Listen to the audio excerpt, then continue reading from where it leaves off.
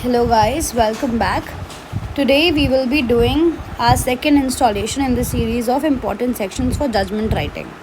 In this video we'll be covering some IPC sections, and these IPC sections are very much important from your prelims exam, and these are like the bare provisions that should be on your fingertips. That is why these sections you must be remembering in the middle of the night as well. And for the judgment writing, similarly that we have done for the CRPC, these are the must-have sections. If you have any criminal judgment or charge framing, then you should know the ingredients of the offences. We'll do that in the chronological order, and just stick with me and make a toolkit. Just have a blank paper, A4 size sheet or a ruled paper, and make a table. Here it would be your sections, here it would be your ingredients, and the comments you can just say, and make similar for the CRPC, make similar for the IPC, and at the end you will have a very good consolidated important provisions of every statute. So let's just go. The first section of IPC, which is of importance in context of judgment writing, is section 22. Section 22, defines movable property. Now, how it is important for our judgment writing? Because in the facts we would be having a similar type of case in which the subject material would be movable property. This section may be used in those cases in which movable property constitutes an important ingredient for the offense. So if you have any fact related to theft, then you can have the immovable property and you must mention section 22. Next we have section 23 and 24. These sections are generally used together because the term dishonestly means to do an act with an intention to cause wrongful gain to one person or wrongful loss to another person. So here you have wrongful gain, you have wrongful loss, and you have dishonestly. So all these ingredients are important with reference to 23 and 24. Next we have 25. 25 that is fraudulently. Now why and when this is important? This is important when you have facts like cheating or forgery. So whenever you will have facts of cheating and forgery, the term would be fraudulently, and you need to mention section 25. Next, moving forward, we have 26. 26 you must be should be on your fingertip. Reason to believe. Reason to believe has been defined in this section, and this is the lowest degree of mens rea. Lowest degree of mens rea. So whenever you are arguing upon the mens rea, you can always mention 26. Then you have 28. 28 is the counterfeit. So similarly, if you have any charges related to the counterfeit, then you must mention section 28. Now moving forward to section 30. Section 30 is there are a number of offences in IPC which involves valuable security. Valuable security. You must remember its definition as well. So it is very important to know what exactly constitutes a valuable security. In the facts, you can have something related to voter ID, you can have something related to mark sheet, you can have something related to the caste certificate. So whenever the facts discloses certain items, then your inclination should always be your valuable security, and the section number should be 30. Moving forward, this is actually a long list, so that is why we are moving a little bit faster here. 34 provides the rules regarding joint and constructive liability. It provides that when a criminal act is done by one person in furtherance of common intention of all, and others have actively participated. I'm not writing all the ingredients, just you can refer to the Bare Act provision.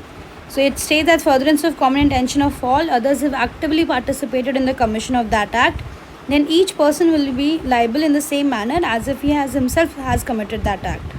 It is important that common intention should continue till the commission of an offence, and active participation is the proof of it. So here active participation is the proof of it. Active participation, proof of it. Then therefore the element of active participation is implied. This is implied under section 34. 34 is based upon doctrine of mutual representation. So you can write in your mains exam as well these ingredients. So 34 is based on the doctrine of mutual representation. However, physical presence is not an essential ingredient of that act. You know that. Then we have 39. 39 you know, voluntarily. These are like the backbone of IPC. All these sections that we are doing in the initial phases are the backbone. So 39 define voluntarily. A person is said to have done act voluntarily if he does the act with an intention to do that act or with the knowledge or reason to believe to be likely to do that act. The term voluntary covers all these 3 degrees of mens rea. So first we have 36, then we have 39. Like if you are to go to the hierarchy of the mens rea, so 36 as the lowest and 39 is having voluntariness and it is having intention, knowledge and reason to believe. So all 3 things are being fulfilled here. Now moving forward to 43. 43 defines illegal. Very important here, okay? You know 43 defines illegal. An act is illegal if it is an offence which is prohibited by law or gives any ground for civil action. You know, prohibited by law or provides ground for civil action. It's an offence.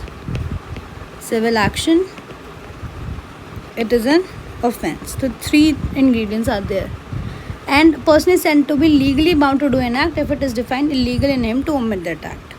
Next 44, again very important, injury. Injury means any harm illegally caused to any person in body, mind, reputation or property. This definition is to be used where causing injury is essential for the commission of offence. The reason these are important because when you will be framing the charges, so you would be actually writing all these things. So from where you are referring the ingredients from this section. So you must refer to it and revise it regularly. Now moving forward to 52.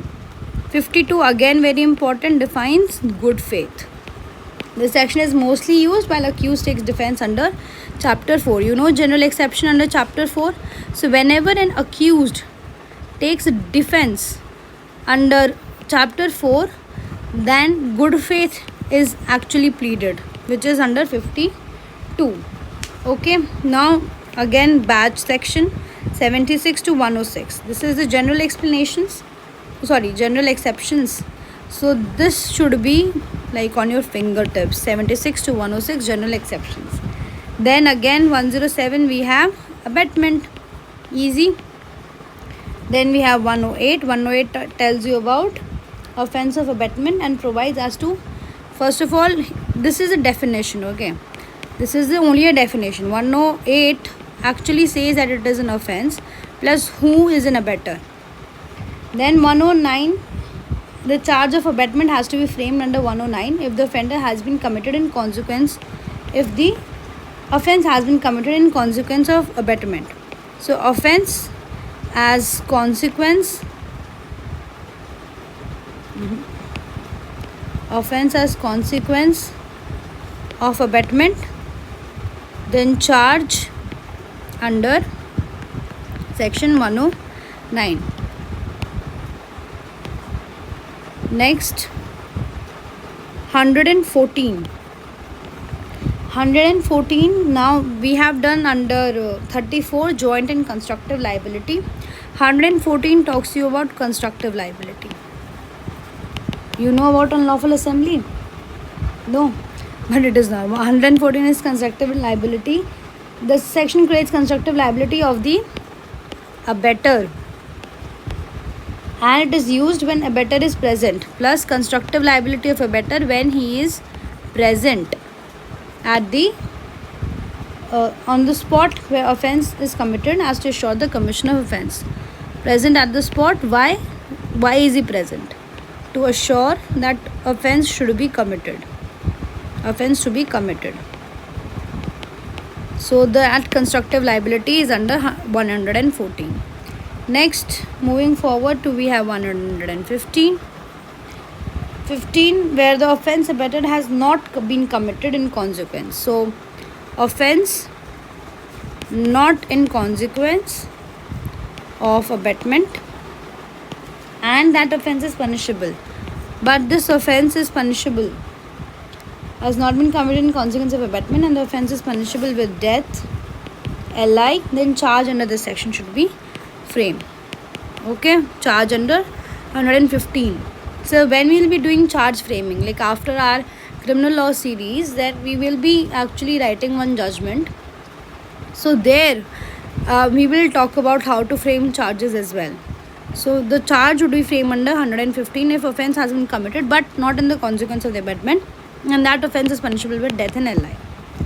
Okay, then 116. 116 is when offence abetted has not been committed in consequence of abetment, and the offence is punishable with imprisonment, then charge.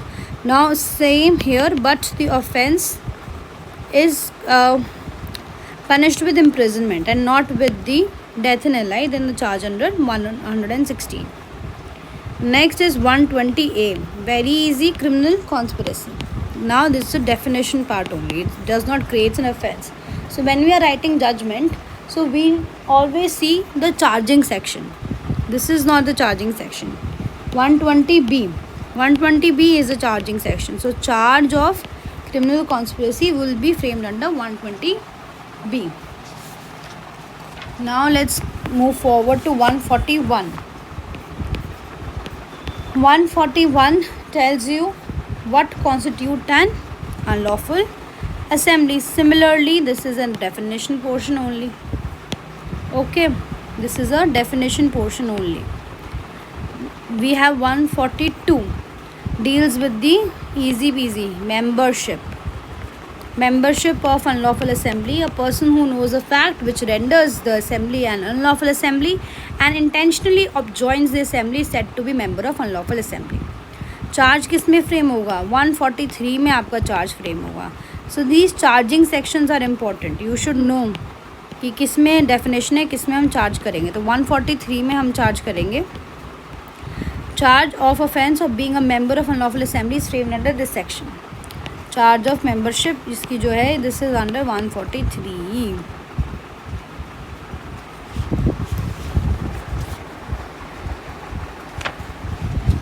Okay, next is 146. 146 में हमारा right है and this is also just a definition. Then 147, because जो facts हमें given होंगे judgment writing के वो यही होंगे. 147 आपकी पनिशमेंट बताते हैं राइटिंग की. चार्ज आपका AC में होगा राइटिंग का. Then we have 149. अब ये इसको हम किसके साथ पढ़ते हैं? 34 के साथ पढ़ते हैं. Similarly joint and constructive liability हमें बताता है of other members of the unlawful assembly. Any person in prosecution of common object of unknown. वहाँ पे कॉमन इंटेंशन होता है, यहाँ पे कॉमन ऑब्जेक्ट होता है. ये आपका मेंस का क्वेश्चन भी है. This is common object. 34 में कॉमन इंटेंशन था. नेक्स्ट आते हैं हम 159 पे. Again very easy. एफरे. एफरे क्या होता है? दो लोग पब्लिक प्लेस में डिस्टर्बेंस कर रहे हैं, लड़ाई कर रहे हैं. देन 160. 160 आता है आपका this is the definition, this is the punishment and charge आपका इसमें फ्रेम होगा. एफरे का चार्ज कहाँ फ्रेम होगा? 160 में फ्रेम होगा. Then moving forward 191. 191 में आपका आ रहा है false evidence, giving false evidence. 192 इसमें आप क्या कर रहे हो? गिव कर रहे हो, तो गिविंग है, इसमें दे रहे हो. इसमें सेम फॉल्स एविडेंस है बट फैब्रिकेट कर रहे हो, अभी दिया नहीं है आपने. You are just in the process of fabrication. Then आपका आता है 193. 193 में आपका आता है punishment of fabrication, punishment of giving और फैब्रिकेशन की आपकी 193 में. चार्ज आपका इसी के अंदर होगा. कुछ कोई भी चीज़ करी हो चार्ज आपका 193 में फ्रेम होगा इसका. 201 में क्या है? This section to be use when person causes disappearance of evidence. आपने फाइल फाड़ दी या जला दी, कुछ डॉक्यूमेंट आपने घुमा दिया, that is disappearance of evidence of offence और गिव्स फॉल्स इन्फॉर्मेशन। या डिसअपेयर करा आपने एविडेंस, या आपने क्या दिया, फॉल्स इन्फॉर्मेशन दी, ताकि so as to screen the offender from punishment, उसको पनिशमेंट से बचाने के लिए you have given false info, और या डिसअपेयर करो एविडेंस को, तो इसकी कहाँ जाएगी लाइबिलिटी, आपकी 201 में जाएगी। Moving forward to 297। 297 में we have rash driving. Delhi people are very much into this rash driving and riding in a public way. Generally आपके क्वेश्चन में ये नहीं आता है, आपका क्वेश्चन इसी से बनता है, रैश ड्राइविंग 297 से। और देन आते हैं हम 292, ये भी आपका like very easy, sell let to hire distributes etcetera obscene book, तो आपका बस ऑब्सीन से याद कर लो, obscene book, pamphlet, paper drawing, इसमें आपका वो बेच रहा है, इसमें वो आपका लेट टू हायर है, या आपका डिस्ट्रीब्यूट कर रहा है या क्रिएट कर रहा है, सब चीज़ें 292 में आ जाएंगी। 293 में आपकी आ जाएगी, ये तो आपने जनरल पब्लिक को दिया। यहाँ पे जो इम्पोर्टेंट है 293 का इंग्रेडिएंट वो है यंग पर्सन को आप दे रहे हो, और यंग पर्सन की एज इन्होंने 20 साल बताई है, so this is important, young person 20 years under 293। Then आते हैं 294, इसके अंदर आपका ऑफेंस आता है। इस अभी तक हम जस्ट ऊपर बता रहे थे चीज़, अगर आप डिस्ट्रीब्यूट वगैरह कर रहे हो, but this is offence of obscenity. Next is 304A, very important and very generic, everybody must be knowing this section.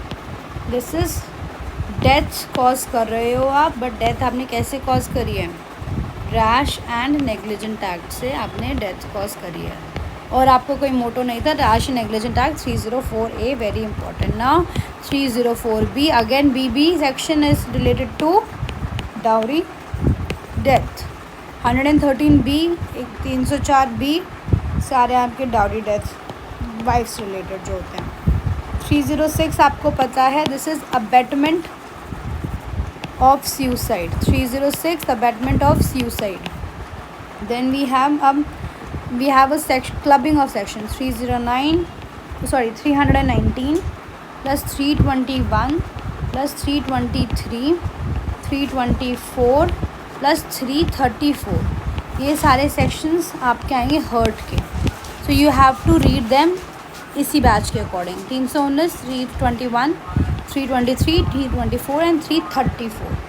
Similarly हमारे ग्रीवियस हर्ट के जो सेक्शंस हैं वो है 320, 322, 325, 326 एंड 335। ये आपके सेक्शंस हैं ग्रीवियस हर्ट के, आप इनको ऐसे ही पढ़ना। नेक्स्ट हम चलते हैं 326A। 326A में हमारा क्या है, एसिड का केस है हमारा, throwing of acid, attempt to throw acid, और इससे क्या होता है हमारा ग्रीवियस हर्ट होती है। ओके, वॉलंटरली आपने एडमिनिस्टर कराई है। एंड 326B, इसके अंदर आपका आ जाएगा अटेम्प्ट। ओके, नेक्स्ट आते हैं हम 336। 336 में एक्ट एंडेंजरिंग लाइफ और personal liberty, act endangering life और पर्सनल लिबर्टी। नेक्स्ट 337 को आपने पढ़ना है, दैट इज़ हर्ट हो रही है आपकी, कॉजिंग हर्ट बाय सिम, ऊपर जो नीचे बस इसमें हर्ट आ जाता है 337 में। नाउ मूविंग फॉरवर्ड टू 338, बाकी सारा सेम रहता है, जस्ट ग्रीवियस हर्ट आपका यहाँ पर आ जाता है, ठीक है।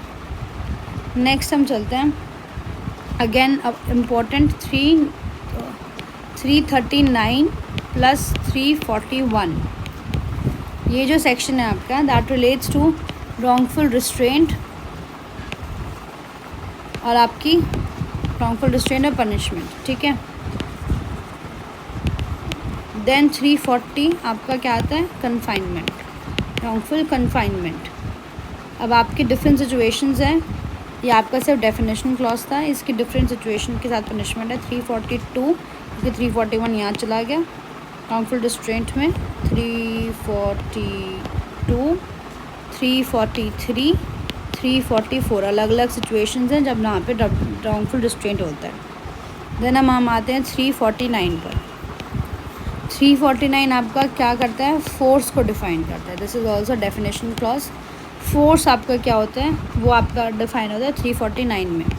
और 350 में वी हैव क्रिमिनल फोर्स, इसी को हमने पनिशमेंट डाल दी व्हाट इज़ क्रिमिनल फोर्स के साथ।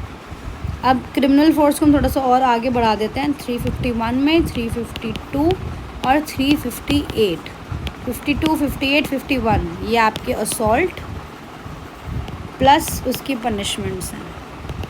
तो कौन सी सिचुएशन में असॉल्ट होता है, कौन सी सिचुएशन में क्या पनिशमेंट है। And in separate video we will be doing how to remember the each and every punishment, क्योंकि ये बैच वाइज होते हैं and it will be like आ जाते हैं MCQs प्रीलिम्स में कि किसकी पनिशमेंट क्या है। हमने कर लिया 358 असॉल्ट प्लस उसकी पनिशमेंट। देन 354 तो सबको पता है, offence relating to outraging modesty of women plus इसमें इसकी पनिशमेंट भी दे रखी है। नेक्स्ट आते हैं हम 354A भी फेमस है, सबको पता है, that is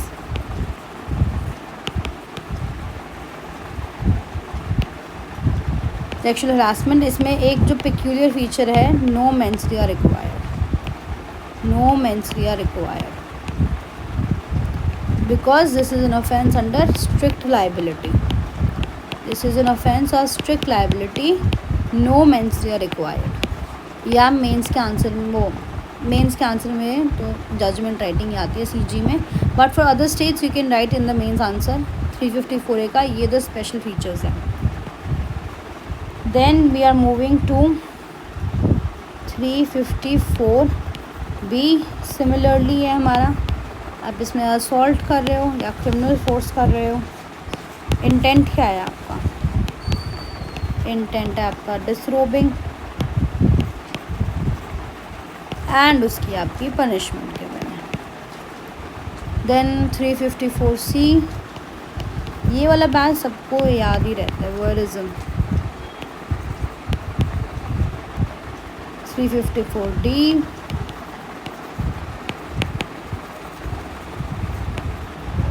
now again moving forward, अब हमारे डिफरेंट टाइप के ऑफेंसेस आते हैं। 359, 360, 361 एंड 363। ये वाला बैच को हम क्या कहते हैं, किडनैपिंग एंड अबडक्शन, वो सॉरी किडनैपिंग एंड पनिशमेंट। ये आपके किडनैपिंग वाले हैं 59, 60, 61, 63, 360 वाले। देन अबडक्शन के लिए हमारा 362 होता है। 362 is abduction. This is not a substantive offence, ठीक है, ये इकलौता आपका ऑफेंस नहीं है, not a substantive offence and ये सिर्फ only punishable, this is only punishable when done with particular intent. इसके साथ आपको कुछ जोड़ना पड़ता है, तभी आपका जो एबडक्शन है उसको आप ऑफेंस मान सकते हैं, ठीक है। अब आगे कुछ एग्जांपल्स दे रखे हैं इसके कि किस तरीके से आप क्या जोड़ सकते हो, बट आप किसी के साथ भी जोड़ सकते हो इसको। बट एक पर्टिकुलर जो दे रखा है वो है 363A, जिसके अंदर आप क्या कर रहे हो, पैरा 1 है, ओके, पैरा 1, इसके अंदर आप किडनैप कर रहे हो या मेम कर रहे हो। Ma'am is like cutting a body part, arm और लेग, ये कर रहे हो माइनर का। पर्पस क्या है आपका, बेगिंग के लिए, ठीक है। So you could easily right this section. ये ट्रैफिकिंग के मामले में आप ये वाले सेक्शन को मेंशन करते हो। नेक्स्ट बैच आता है हमारा 378, 379, दिस इज़ फॉर थेफ्ट और चार्ज आपका फ्रेम होगा 379 में। नेक्स्ट आते हैं 380, ये आपका ड्वेलिंग घर में आपका ये थेफ्ट हो रही है, ठीक है। 380 में 381 में क्या कर रहे हैं, क्लर्क या सर्वेंट आपका थेफ्ट कर रहे हैं, ठीक है। 382 में 382 में आपका क्या हो रहा है, प्रेपरेशन, इसने थेफ्ट करी है, अक्यूज़ ने थेफ्ट करी है। आफ्टर प्रेपरेशन, सारी प्रिपरेशन करके किस चीज़ की, या तो वो डेथ कॉज कर लेगा, या हर्ट कर लेगा, या रिस्ट्रेन करेगा, या इसी के आगे लगा दो फियर, प्लस इन सब का फियर अगर इन्होंने करा है तो 382 would be the punishment clause. Then हम आते हैं नेक्स्ट पे 383, 384। ये दोनों सेक्शन आपके बात करते हैं एक्सटॉर्शन और उसकी पनिशमेंट से, और चार्ज आपका 384 में बनता है एक्सटॉर्शन का। नेक्स्ट 390, 392 ये आपका रॉबरी है और रॉबरी का चार्ज है, पनिशमेंट है। अटेम्प्ट किस में कम, 393 में इसका अटेम्प्ट है। ओके, 394 भी लिख सकते हो। 394 में आपका क्या होता है, जब अक्यूज़ हर्ट कॉज कर देता है, इन रॉबरी कमिट करते हुए अक्यूज़ ने हर्ट कॉज कर दी तो वो आपके 394 में आ जाएगा। When 2 or more accused commits this offence, then technically there is no need to use section 334 because this section itself provides for joint liability. तो हर्ट अगर क्रॉस कर दी प्लस 2 अक्यूज है, 2 से ज़्यादा है, तो 34 लगाने की ज़रूरत नहीं है। ये हम लोग चार्ज फ्रेमिंग करेंगे तब it will be like making more sense. आपका यही सेक्शन आपका जॉइंट लाइबिलिटी भी बता देता है, तो अलग से 34 को लगाने की ज़रूरत नहीं है जब मोर अक्यूज हैं, मतलब एक से ज़्यादा हैं। यही 394 में आपका जॉइंट लाइबिलिटी का कंसेप्ट है। Okay, will be reading all the sections in very detail later on. Next आते हैं हम 403, ये आपका है dishonest misappropriation of property. And 404 is very important, और इसे तो न्यूज़ में भी था। तो डिसऑनेस्ट मिसअप्रोप्रिएशन ऑफ प्रॉपर्टी कर रहे हो जो कि पोजेस्ड बाय है, किसके पास है ये, डिसीज्ड, मरे हुए इंसान से आपने उसकी अंगूठी लेके भाग गए। तो डिसीज्ड के टाइम पे अगर वो चोरी नहीं होती है, that is dishonest misappropriation of property, 404 में वो पनिशेबल होता है। Next moving to 405 and 406। 405, 406 criminal breach of trust और उसकी punishment. 407 if you want carrier. 408 you can do CBT by clerk और सर्वेंट, क्लर्क और servant. Then 409 CBT by public servant, banker, ये आप कर सकते हो, ठीक है। I am not going into that detail, I am just mentioning the sections because ये बहुत ही ब्लैंड सेक्शंस हैं। अब ये मीनिंग 410 में बस मीनिंग है ऑफ स्टोलन प्रॉपर्टी, ये हेल्प हमें करता है आगे वाले सेक्शंस के लिए। 411 क्या बताता है, डिसऑनेस्टली आपने रिसीव करी है स्टोलन प्रॉपर्टी, वो इसके लिए है। फिर 414 में आपने क्या करा है, आपने असिस्ट करा है कंसील करने के लिए स्टोलन प्रॉपर्टी को, ठीक है। Again very bland sections. 415, 417 this is cheating, और चार्ज इसमें बनेगा 417 में बनेगा। चीटिंग का चार्ज 417 में बनता है। 416, 419 आप चीटिंग कर रहे हो, बट चीटिंग करके कि मैं कौन हूँ, मैं जेम्स बॉन्ड हूँ, बाय पर्सोनेशन से। चीटिंग बाय पर्सोनेशन चार्ज आपका 419 में बनेगा। अब जो हम कहते हैं 420 वो ये होता है, उसके अंदर ये होती चीटिंग है, बट ये क्या होती है, when offence of cheating has been accomplished, cheating हो गई यहाँ पे, मतलब डिलीवरी ऑफ प्रॉपर्टी हो गई है आपकी, then charge to be framed under 420.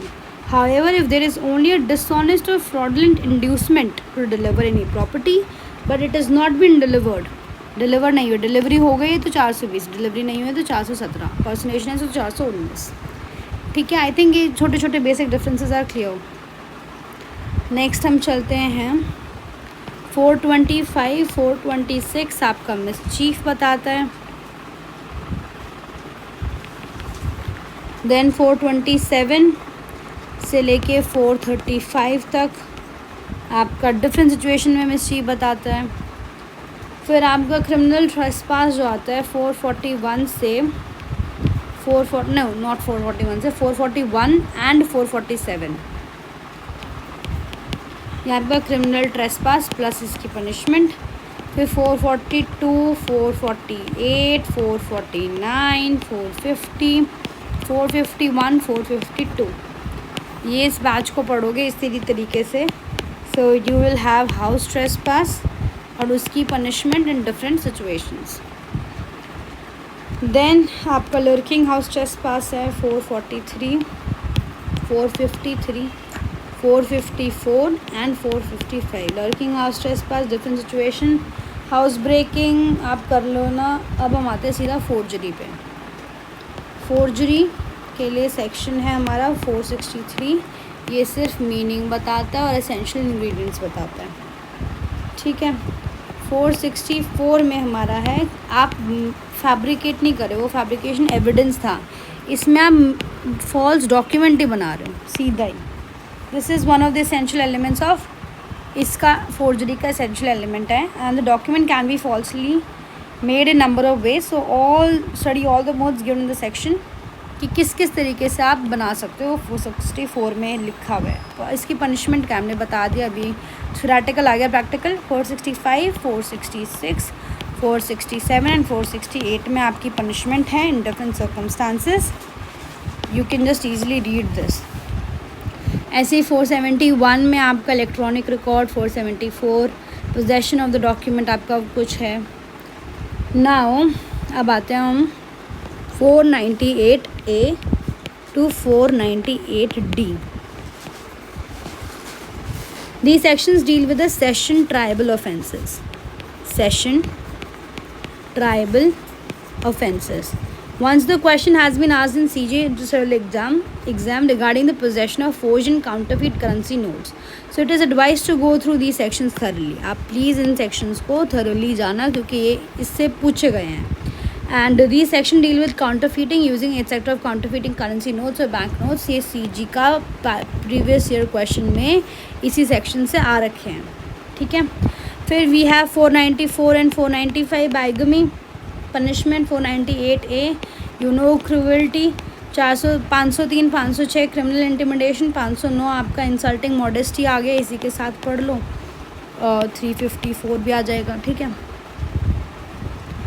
510 में misconduct by public by drunken person. And 511 आपका आता है attempting to commit any offence other than punishable by death and regarding with separate section is not there with the punishment of its attempt in IPC. तो बाकी residuary attempt बोलते हैं इसको. सो ये कुछ सेक्शंस थे स्टार्टिंग से एंड तक जो are relevant for your judgment writing. Because ये जो सारे ऑफेंसेस थे ये मेन सेक्शंस ही हैं. Please go through them in detail from the bare act.